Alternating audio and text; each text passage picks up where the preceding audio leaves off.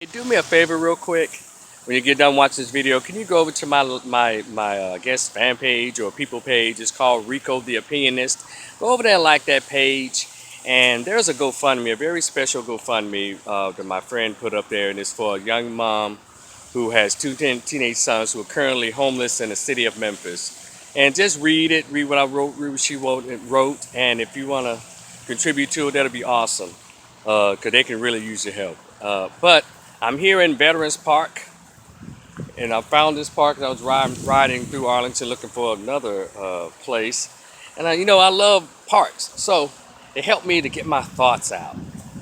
And so I want to show y'all, just a little bit of the park. If y'all can see back there, memorials right there, and there's one over there. If you can see the statues back there, huge statues of, I guess, war veterans. Okay, real quick.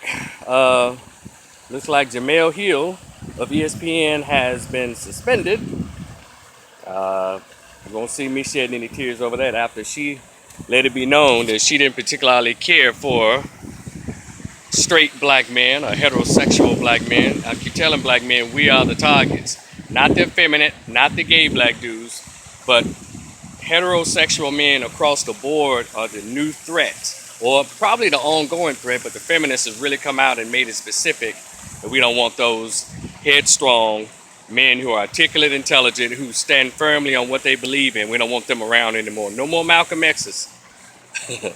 No more Mega Evers. We don't want any of those. Okay, so next thing is there's this issue at Cornell University. Ivy League, Cornell University. It's so crazy. The black students there, call them, I guess they're part of their little black group called Black Students United.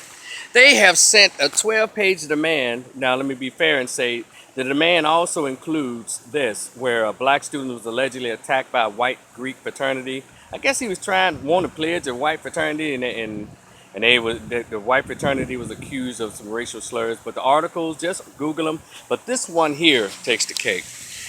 They want the new president of Cornell University and the administration there to stop admitting African students. They're saying that they're admitting too many African students. Can you believe that? What's wrong with these millennial black college students? They want them to focus more on trying to recruit black students who are like third and fourth generations of blacks born in America, I guess, as they refer to as survivors of the American African Holocaust. And in my maybe in my pea brain, I thought that no, Africans and African Americans were the same people. I know culturally we differ because we were reared, those of us who were born and been in America, we were reared under the European aspect of thinking and all of that. And you have Africans who are colonialized, but they still have a lot more than we have. They have a piece of that culture. We don't have any culture.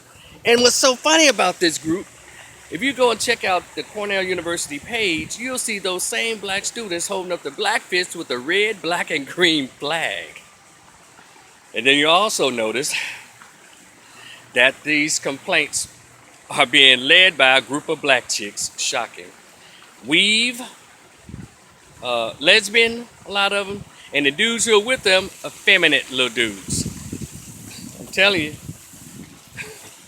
And one picture got a little black girl throwing up the black fist, and she has buckwheat in a headlock under her arm. Like, really, baby, that's what feminism is? You mean I don't shave, I don't bathe, I don't... Anyway, it's a third one I want. Cam Newton, you should not have apologized for anything. You should not have apologized, Cam Newton. And there's another one that I want to bring out to you. Oh yeah, the Dove soap industry controversy. And I'm going to try to make this quick. All right.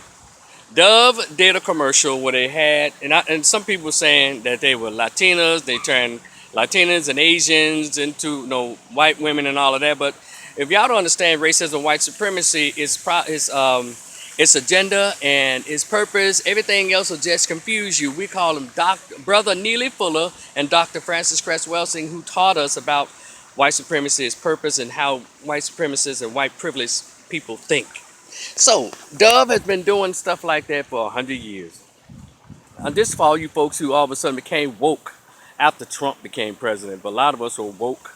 For me, I was woke at 6 years old, but I didn't understand until I got to Grambling in 8 and 9 and 9 what woke really meant, meaning having knowledge of self, consciousness, African-centered consciousness, consciousness of white supremacy. A lot of y'all, I guess, just now getting it. So when I saw them take the shirt off and it was a white woman, I said, okay, they're up to their same old tricks, the psychological damaging of black folks, and hating this right here. If you don't understand that this right here, this is the threat. This beautiful melanated chocolate skin. This is what under white supremacy this will do. Just they want this. And guess what? A lot of us don't want this either. We call them Sammy Sosa. A lot of black folks in Africa who've been damaged with they're bleaching their skin. A lot of black folks in the Caribbean bleaching their skin. And guess what, black folks? All y'all who on Instagram using the lightning filter to lighten your chocolate skin or dark skin. Oh yeah. So it's not just Dove soap. Dove soap is just perpetuating that same old black self-hatred that's always been systematically ingrained into the psychology of the enslaved African in this country and across the world. Look. And finally, there's this gospel song that reinforces this. I don't like my black skin. My black skin is dirty and I don't like it. I'd rather be mixed light skin or white looking with white looking hair, curly wave or whatever. This song by LaWanda Pace is so famous in the gospel world. Let me help you out. I know I've been changed. And the part here goes, oh, I know I've been changed. None. Something like that. Then she gets into her whole little thing. And I'm talking about God or Jesus laboratory. Took my black soul and dipped it in the blood of Jesus and it turned me white as snow. White as snow. To my black blood and turned it white as snow. Same thing, y'all.